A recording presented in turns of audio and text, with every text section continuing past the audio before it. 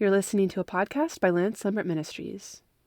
For more information on this ministry, visit lancelambert.org or follow us on social media to receive all of our updates. This is the fourth episode in our season of testimonies from brothers and sisters, some of which were given at Halford House. These testimonies are being shared in preparation for the release of Let the House of God Be Built, the story and testimony of Halford House. Lance Lambert wrote this book to document the lessons learned in the Lord and the miraculous provision of the Lord to those who met at this house on Halford Road. The audiobook for Let the House of God Be Built will be released at the end of April. In this episode, we will hear Brother Stephen Kong share his testimony of how he came to the Lord in China. This testimony was shared at Halford House. Let's listen.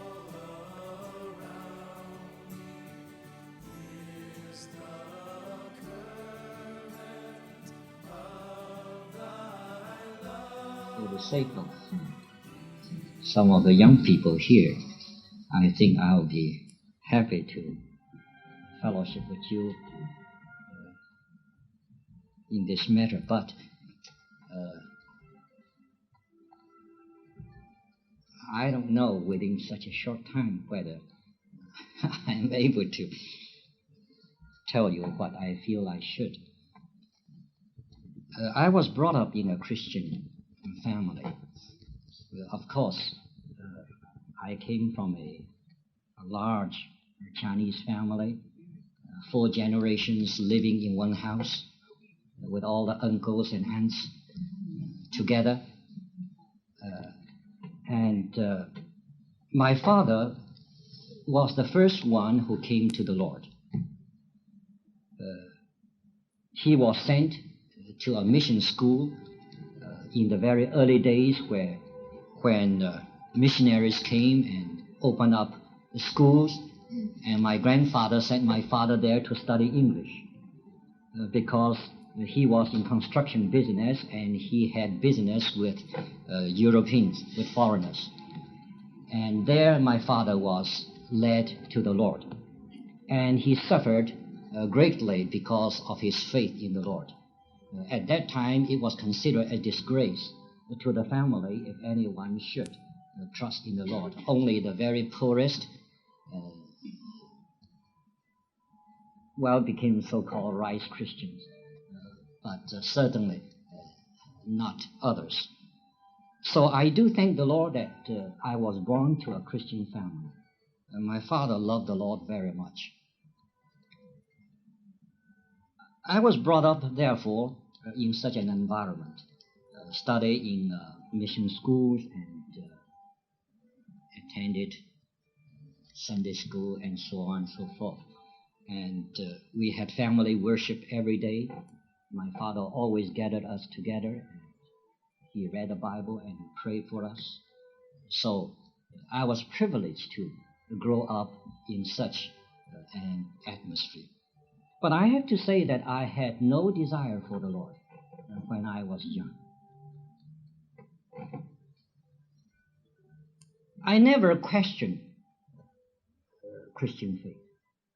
If anyone should ask me at that time if I believe in God, certainly I do. If I believe in Jesus Christ as the Savior of the world, of course I do. I had no question. And yet I had no desire as a youngster for the Lord. I remember when I was in high school, being a mission school, we had to go to church on Sunday. We marched into the church. That building was filled with us. And we marched in, but I don't know who had the desire to listen to the preacher. The way that we usually do is we took the large hymn book in our hands and look at it, but inside the hymn book usually there is a novel or something like that. Just because we are forced to do that, and I, not different from the other youngsters, I did the same thing. There wasn't any desire, no need. Then when I was a junior in high school, I I got sick. I was very ill, almost dying.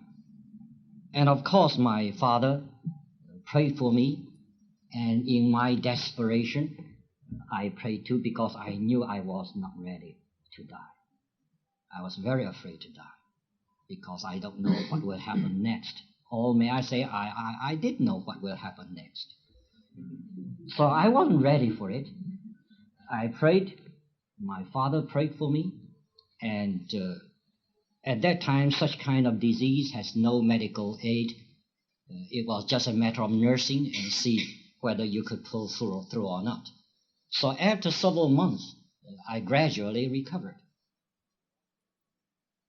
And naturally, being brought up in such a Christian environment, I had a natural desire in my heart. I felt that it was God who healed me.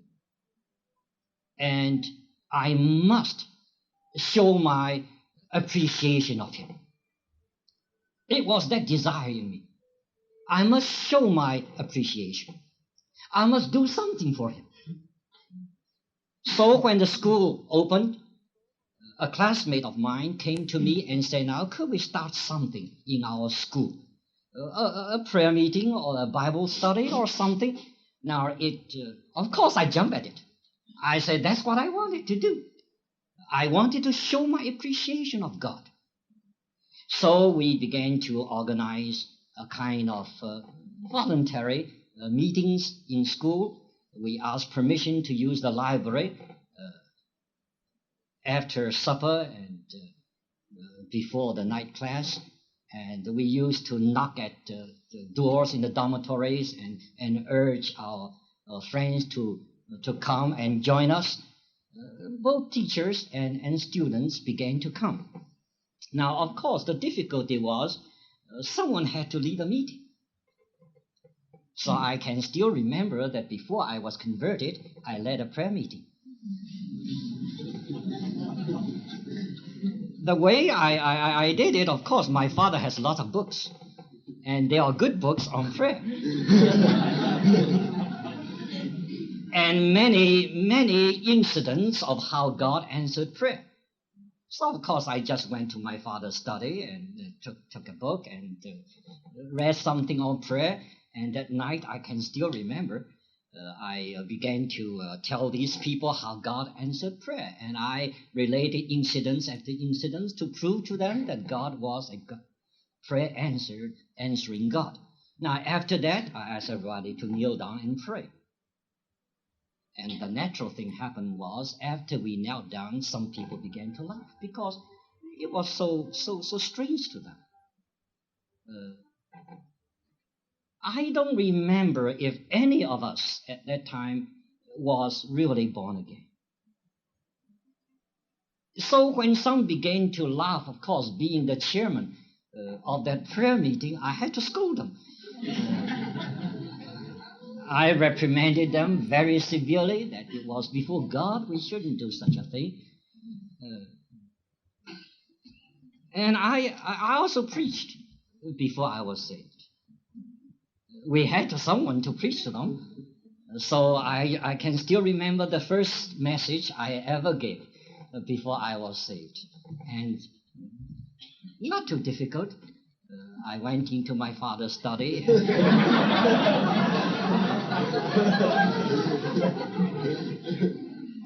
and find a book on sermons. And I translated the whole thing into Chinese, and I memorized them. I could still remember the topic, Noah's Ark. And I remember I gave that message to those who were there, and after I delivered the message, I felt quite proud of it. I felt that I had done well, but nobody praised me, and it was a disappointment to me. So this was the way it began. On the one hand, I began to be very zealous in serving God. Yet the strangest thing happened. before I had any idea of serving God, I always considered myself as better than others. I was not perfect. I knew that. But I always felt that I was better than the rest. In a sense, I was not a bad student. From the teacher down to the workers in the school or my schoolmate, classmate, we were all on friendly terms. So I felt that I had no need of the Savior. I had no idea of what sin was. But as I began to serve God, a strange feeling came to me.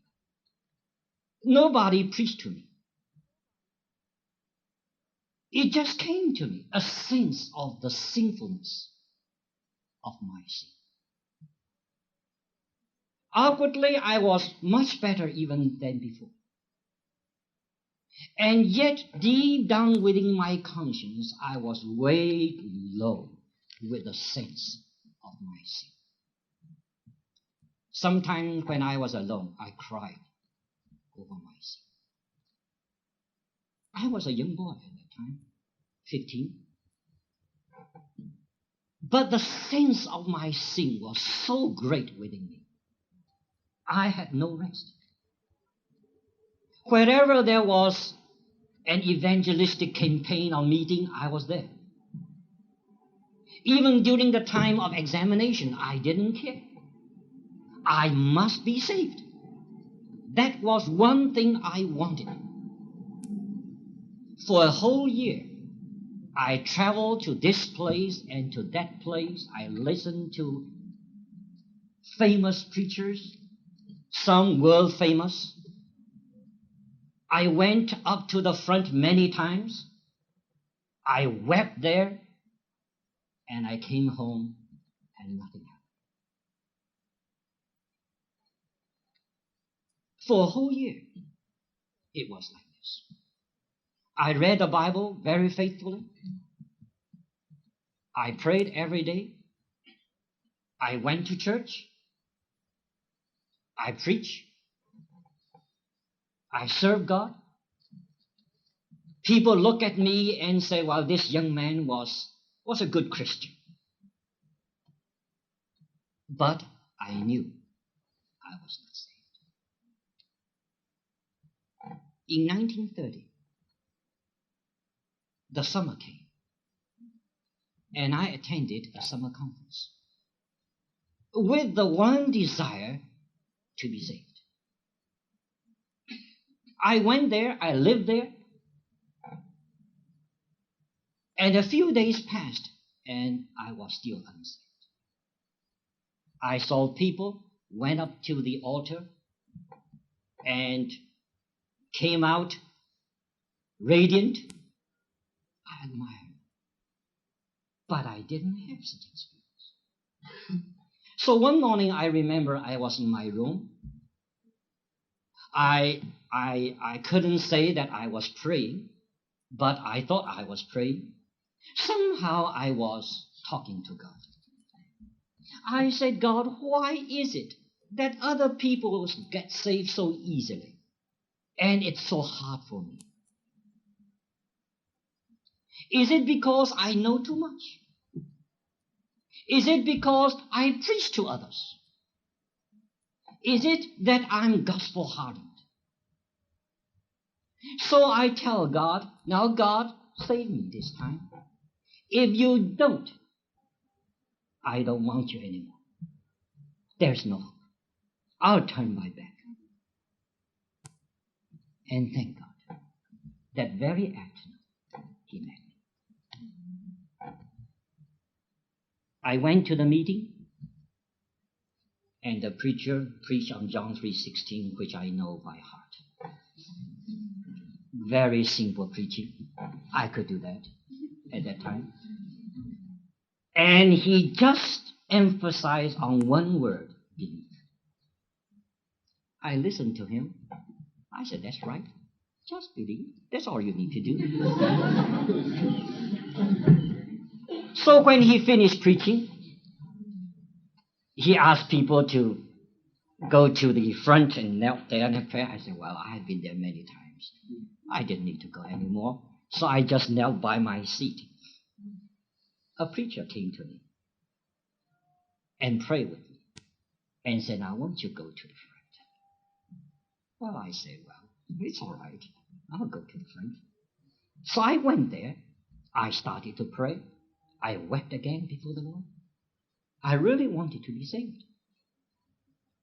But after I finished praying, nothing happened. I look around. Nothing. The meeting was over. As I walked out, a preacher saw me. He came to me and he said, are you saved? He thought I was saved because I wept. I told him, I hope I will be saved. Everybody was gone, just that preacher and myself in that old empty hall. So he began to talk with me and he said, do you believe the Bible? I said, from my childhood. He opened the Bible to 1 John 1:9 and said, if we confess our sin, God is faithful and righteous. He will forgive our sins and cleanse us from all our unrighteousnesses. And he said, do you believe this word? I said, of course I do. All right, put your name in. Make it personal. If so-and-so confess his sin, God is faithful and righteous. He will forgive so-and-so's sin and cleanses so-and-so's unrighteousness. So he asked me to read it twice, I remember. And he said, take the word of God and pray. I prayed many, many times. I knelt down there in simple faith. I said, Lord, I took your word. I take your word. I confess my sin. I began to tell him what my sins are. And I said, Lord, you know, there are many things I cannot recall, but you know it. Forgive me. Cleanse me. Save me. I believe in you. The Spirit of God worked that day. Somehow, it was done. I do not know how, because I prayed many times before. Maybe more earnestly. And yet nothing happened. I was always looking for something to happen. Either I saw a great light from heaven, like Paul. Then I knew I was saved. If I just believe and nothing happened, how could I know that he had saved me? I was always looking for some evidence, some proof. But somehow that afternoon, I didn't want any evidence. I felt I just believe him. If he saved me, good. If he not saved me, I'll die in believing him. I don't care. And it happened. As I got up from my knees, I knew God had saved me. So that preacher asked me, are you saved? I said, I am saved. He said, how do you know you are saved? That's a good question. Well, I said, I had such peace in my heart, and that's true. For a whole year, I was under a heavy load of my sin. And now I can fly. I had such peace in my heart. I still have it after so many years. He is a wise soul winner. He said, think again.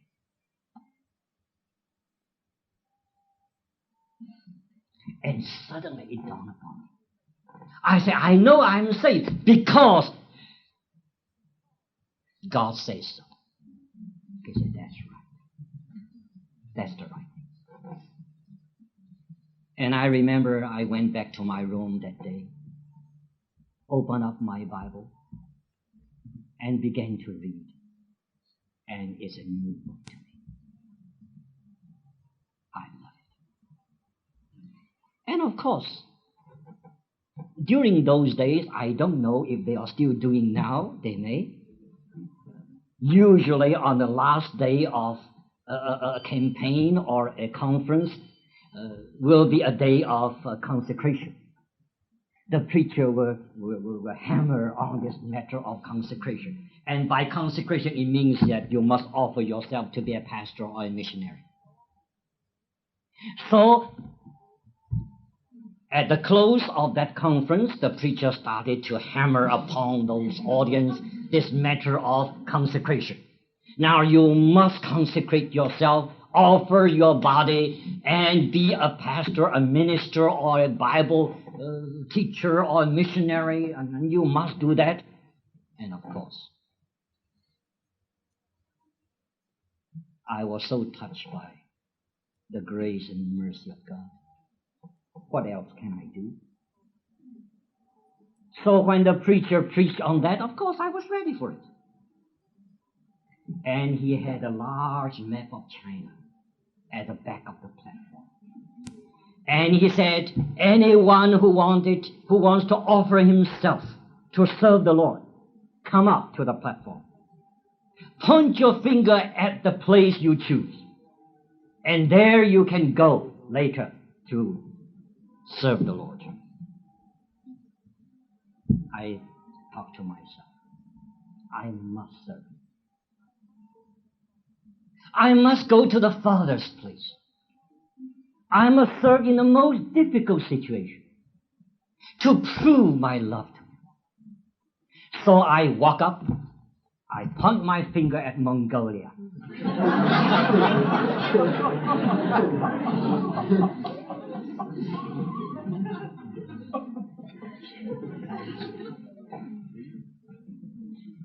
I'm serious. I did that in all seriousness. After that day, for a whole year, I prepared myself for it. I tried to get any and every book on Mongolia. I read them. I wanted to know Mongolia. I prayed every day for Mongolia. I set my mind on going to Mongolia. I even was going to study in the North China so that I could have contact with Mongolians. I felt that I must go there to serve the Lord. Of course, I came home, and once again, 4 of us started meetings in our school. And at that time, everything was different. Because the 4 of us were all saved people. 2 teachers and 2 seniors. I was senior at that time. So we met together, and we had prayer meetings. We had Bible study. We invited famous preachers to preach to us. And the Lord began to bless. Many came to the Lord. We went out to the villages to preach. And I was on fire for the Lord by His grace. I went out to see fishing this afternoon. And I recall many years ago, after I was saved, we did the same thing. We were standing on the streets, pulling people in, sometimes by force.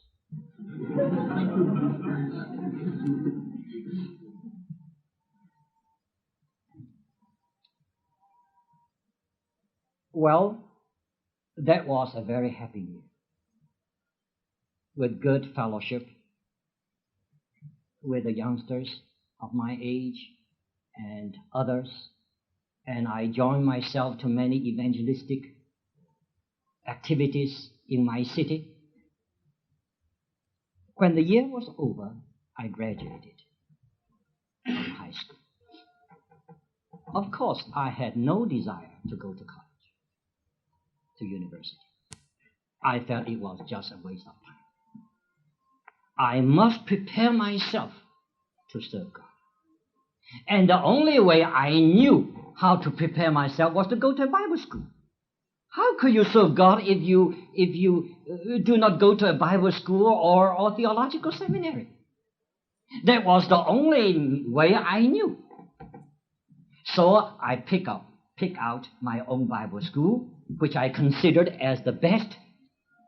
And after I had prepared everything, I talked to my father. I thought certainly there would be no problem, because my father loved the Lord very much. Actually, he was a Methodist pastor. So I thought there would be no problem. He would be too glad.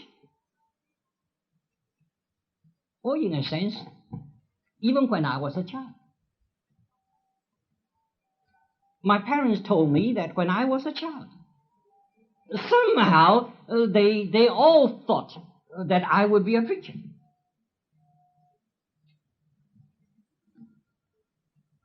But when I talked to my father objected.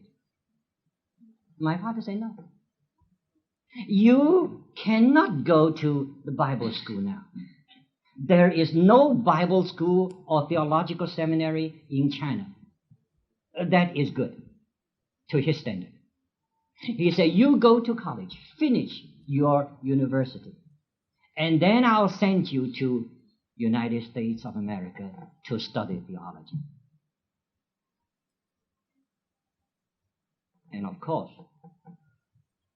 at that time and back in the Orient,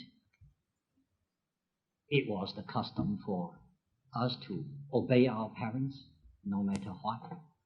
So I had to obey him. Oh, it was a great blow to me, because I had everything planned how to serve God. And now everything was shattered. But I believe God knew what he was doing. He overruled everything. And I could see the wisdom of my father afterwards. So I was sent to another city to study. And when I went to that university, I was so downhearted, I thought it was a waste of 4 years. How could I waste 4 years in doing such things? I didn't know what to study. I had no interest in studying. So I just picked up anything. And I thought, well, maybe that's good. So I majored in something. But my heart was not in it. And it was during that period, as I mentioned on Saturday night, that the Lord began to deal with me. In loneliness, in quietness, the Lord began to speak to my heart. I had very little fellowship with other Christians. There was none. Every day I shut myself in my room for hours, on my knees, praying, reading the Word. That was my only comfort. And during these first year, the Lord began to speak to me. All the outward activities were stopped. Well, not exactly. But there wasn't so much activity outside. But the Lord began to deal with me inwardly. The Lord began to open my eyes to see things that I would never see if I was left in the environment that I chose myself. I would never see it.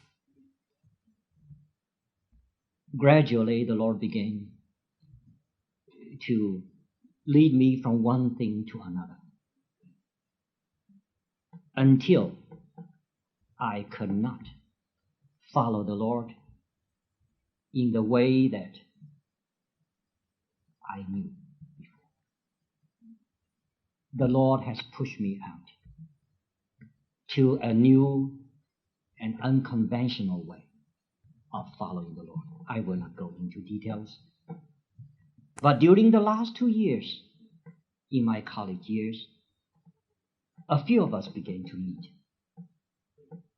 in the simplicity of Christ. The Lord began to bless us. Many young people were added. We grew from 7 to over 90 people. We rent a place, and we have many meetings, and somehow the responsibility, the major part of the responsibility, fell on me. I could still remember that I usually was the first to arrive, to open the door, to prepare the chairs, to greet the people, to lead the singing, to start the meeting, to do the preaching, to send them off, to close the door.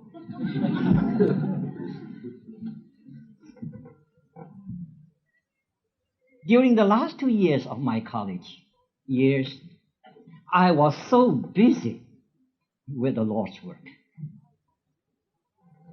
Aside from attending classes, I spent most of our time outside, doing visiting and preparing for meetings and so forth. And of course, my mother got worried. She thought that I could never pass. But the Lord was gracious to me.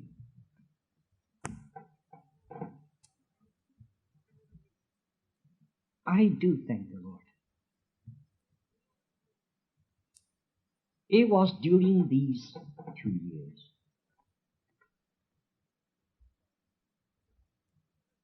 that we suffered much from the hand of the Christian world. We were just a small group of people, mostly young ones. And yet it roused such an adverse interest in the Christian world of that city that all the Christian groups, denominations, schools, and so forth, they held 3 days meeting to discuss us.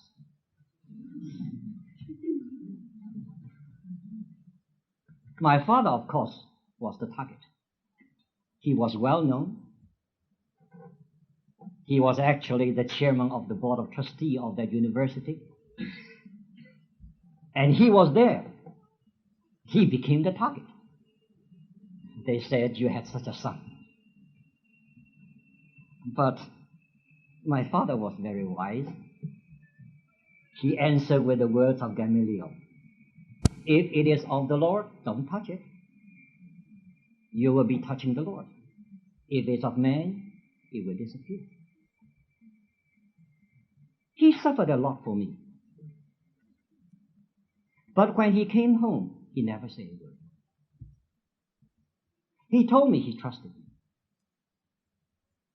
Of course, indirectly, he tried to find out whom I was with. But he trusted me. He said, "I believe you are following the Lord." He trusted me completely. He gave me complete freedom. So for these 2 years, we went through a great deal. And I have to thank the Lord that these were 2 very precious years. I lived literally in prayers. And in 1935, of course, I graduated.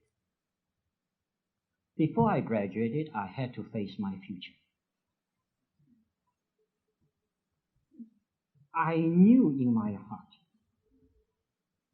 that I must serve the Lord. But at that time, I drew back for two reasons. One was I felt that I was not equipped for it. I read my Bible, yes, but I had never been to a Bible school. I didn't know the Word of God enough. I needed time to study the Bible, to be equipped, before I can step out. And the second reason was my love for that local company was so great that I couldn't leave them. I felt that I must be with them for another year at least. You know, there were not many brothers in that local company, mostly sisters.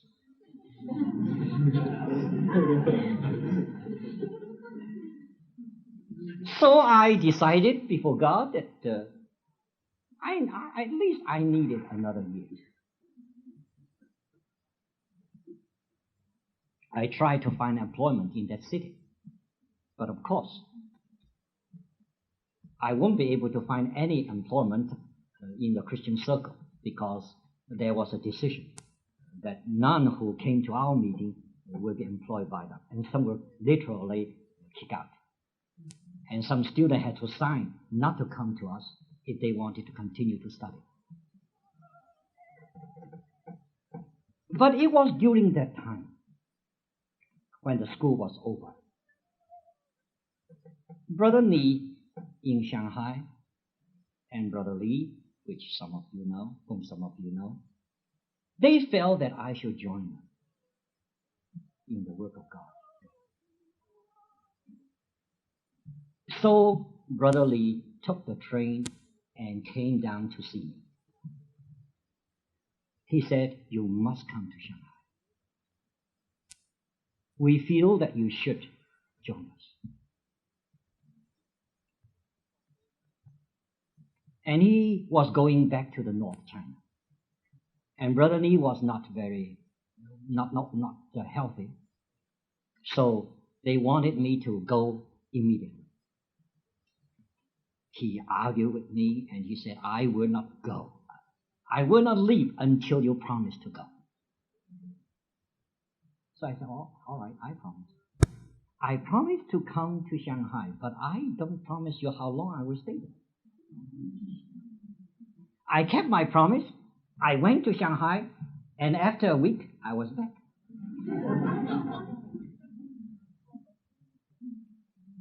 It was during that time one incident.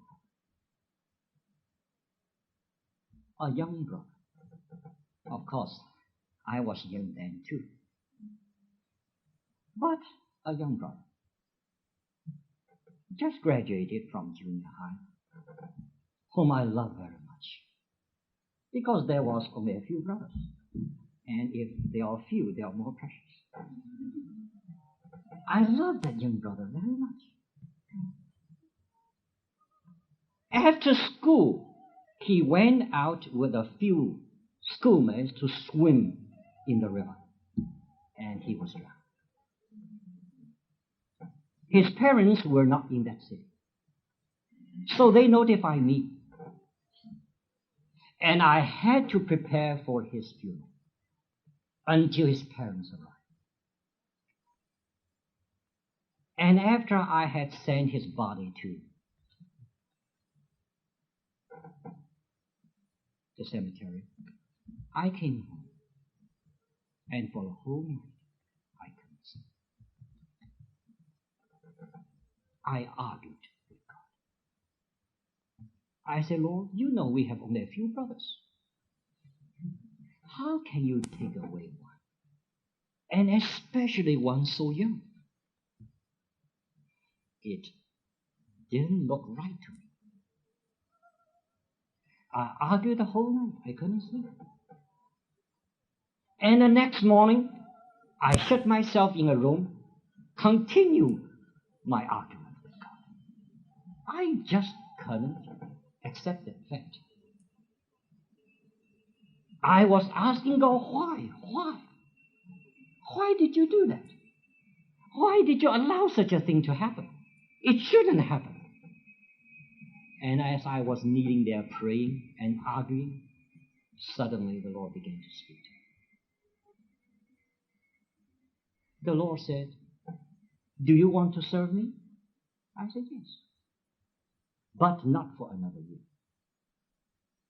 After another year." The Lord said, "Do you see that young brother? He didn't have another year. He was gone. He died for you."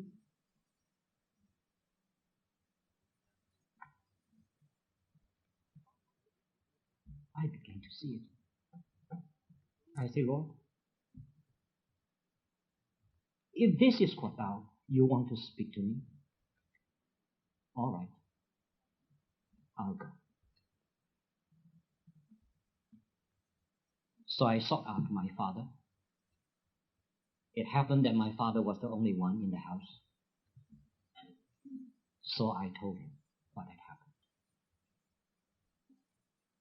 And my father said, "Son, I knew all the time that the Lord has called you." We knelt down together.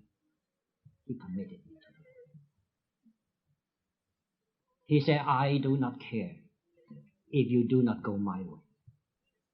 So long as you serve God, I'm happy." So he committed me to the Lord. And a few days later, I left home. And that was the way that I began to join our brothers in this way. May you be obedient to the Lord, even in costly things. May you know the deep, deep love of Jesus.